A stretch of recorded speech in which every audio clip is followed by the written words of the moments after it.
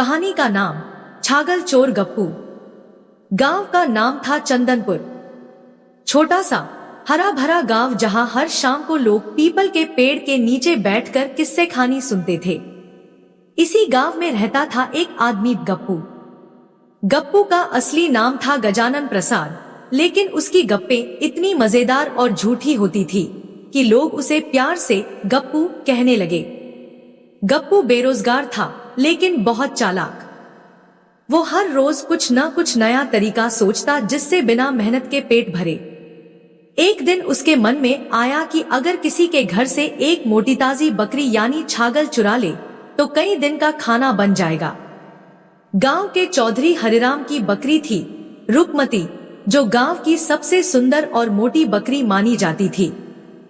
गप्पू ने योजना बनाई, रात के अंधेरे में रुकमती को चुपचाप खोल कर ले जाएगा। लेकिन गांव की गलियों में कुत्ते भी चौकीदार थे। जैसे ही कोई अजनबी आता, भौंक भौंक कर सबको जगा देते। गप्पू ने कुत्तों को चकमा देने के लिए खुद को गोबर में लपेट लिया। उसका तर्क था कि गोबर की गंध से कुत्ते पहचान नहीं पाएंगे। वह रात के 2 बजे चौधरी के घर पहुंचा, बकरी को चुपचाप खोला और रस्सी से बांध कर ले चला। लेकिन रुकमती कोई आम बकरी नहीं थी। वह तो गांव की रानी थी और जितनी सुंदर थी उतनी ही हठी भी। बीच रास्ते में उसने जिद पकड़ ली, मैं नहीं चलूंगी। गप्पू खींचता रहा, बकरी बैठ गई। गप्पू मनाता रहा, बकरी रेंडे करती रही। आवाज सुनकर गांव के एक बुजुर्ग ने खिड़की खोली और पूछा, कौन है वहां?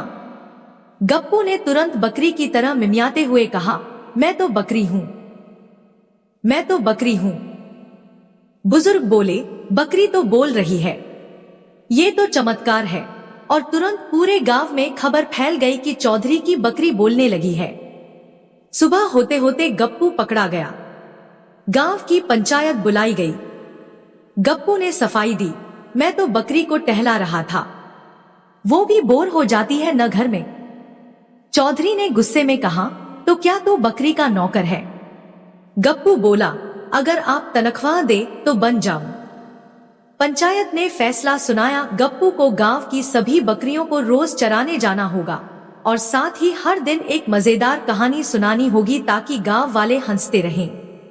इस तरह गप्पू बन गया छागल चोर से छागल चरवाहा और उसकी गप्पों की दुकान फिर से चल निकली। गांव वाले भी खुश, बकरियां भी खुश और गप्पू, वो तो पहले से ही मस्त था।